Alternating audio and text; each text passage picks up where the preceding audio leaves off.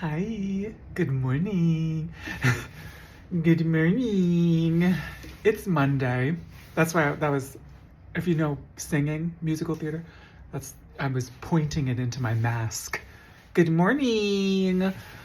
It's Monday. Mondays, am I right? The past 10 years have been Mondays. It's been a succession of Mondays for the past 10 years. I enjoy these morning sessions with you. I want to give you some encouragement. Sometimes in these, so it's Monday morning, the nails are done. I love to do these morning sessions, fresh and dew-faced. And sometimes I read your comments and respond, and sometimes I read your emails and respond. But not today.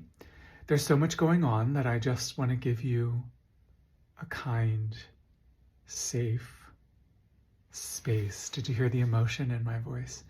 A kind, safe space for you to be okay.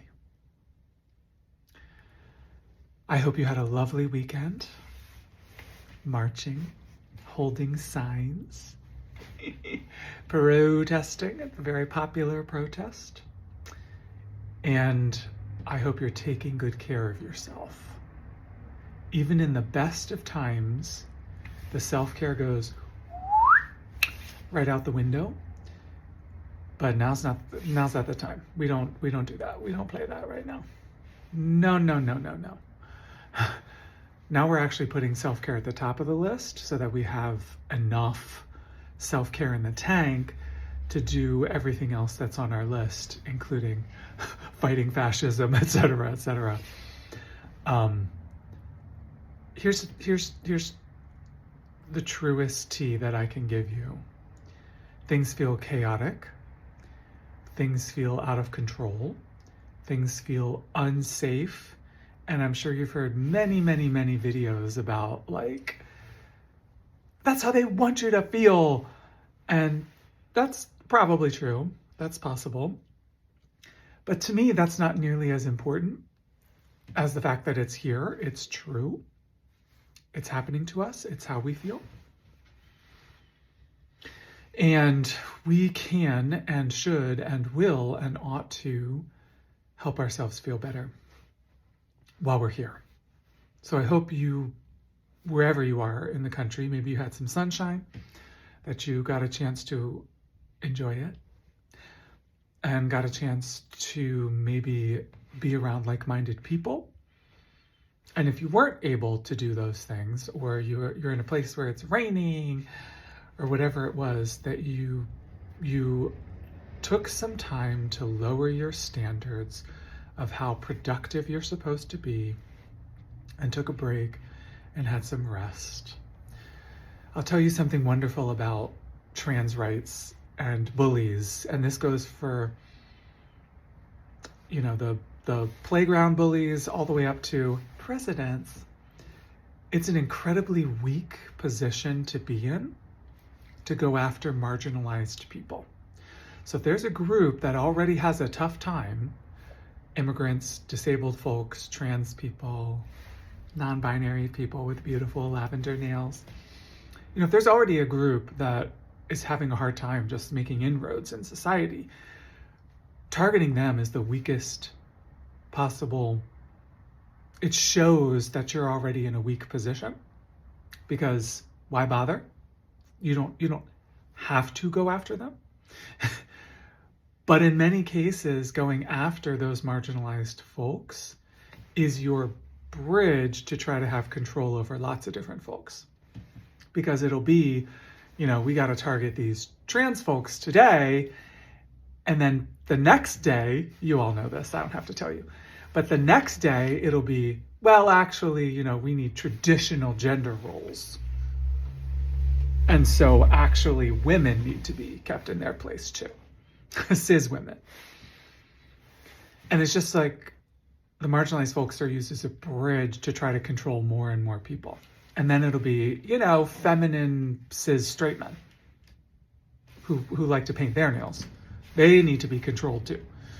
and just becomes this like step, leverage wedge to control everybody eventually. But the reason it's a very weak place to be is that some folks already have a tough time, and to go after them is very safe. If you were a supremely strong person, administration, bully, you could relax and you could dictate the people who already are accepted in society what they do. The reason I bring this up is it gives me hope. The more people come after us, the more certain people come after us, the more it's an emblem that they're in a weak position. Because if you had the support of everyone, and if you were in a completely strong position, you just relax and be comfortable and dictate, you do this, you do that, you over there do this, you over there do that. But they aren't in that position. They feel the need, or they think they have the need to come after the folks who are on the edges, who are in the margins. And that just shows that they can't come up after the people in the middle, the non-marginalized, because they're weak. They're not very strong. And that gives me lots and lots of hope. And that helps me to keep going. And that helps me to keep surviving.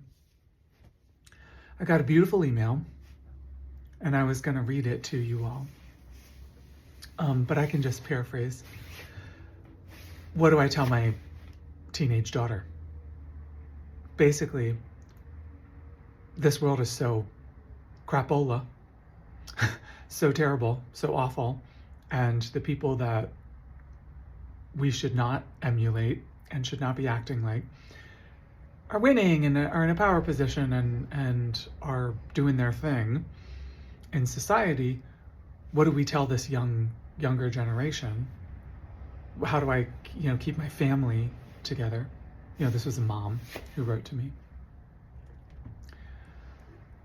I will say, as an LGBTQ person, as a trans person, I could not imagine being a young person right now.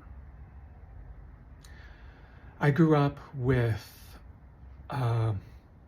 Ronald Reagan, the press secretary of Ronald Reagan, making fun of LGBTQ people from the White House.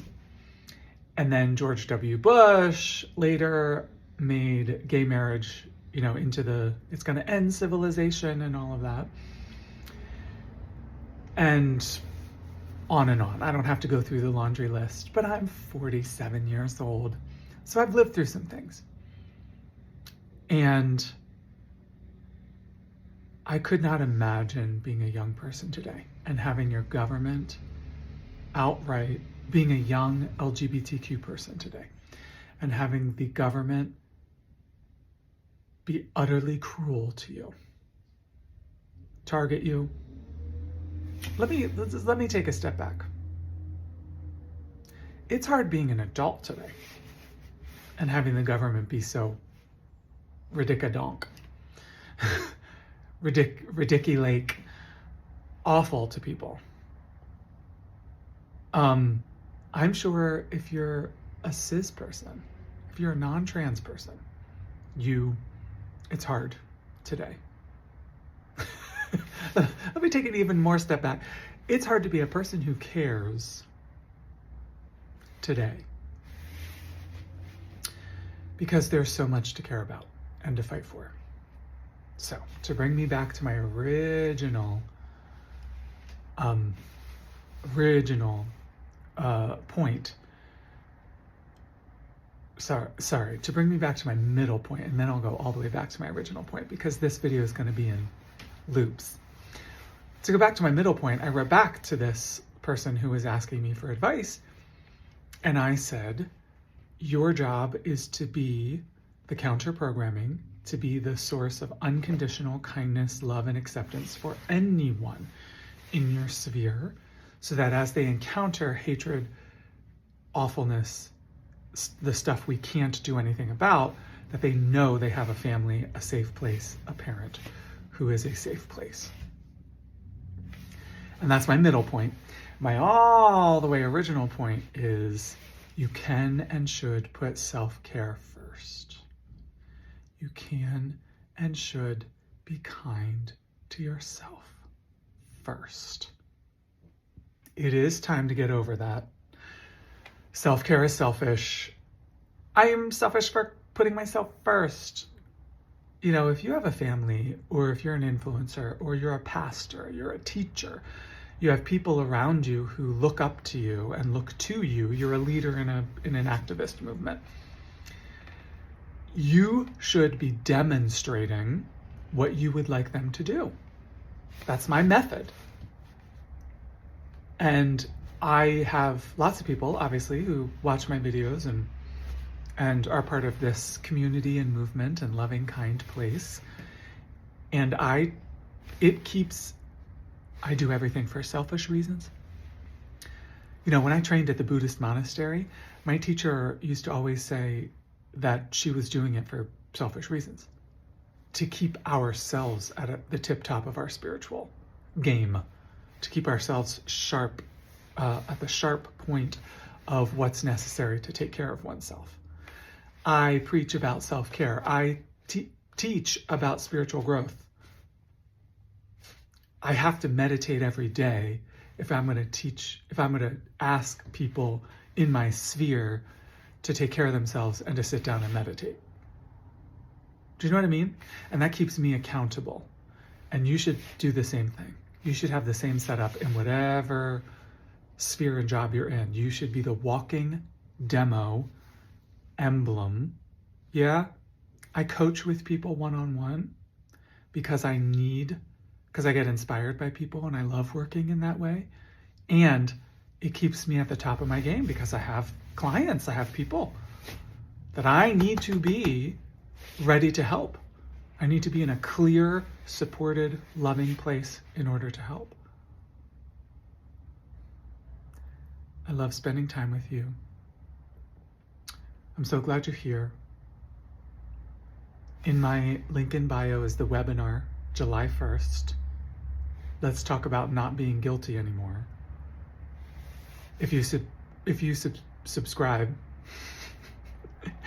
to the newsletter, also link in bio, then I'll, let you know more about the webinar as we get closer. I love spending time with you. I'm glad you're here.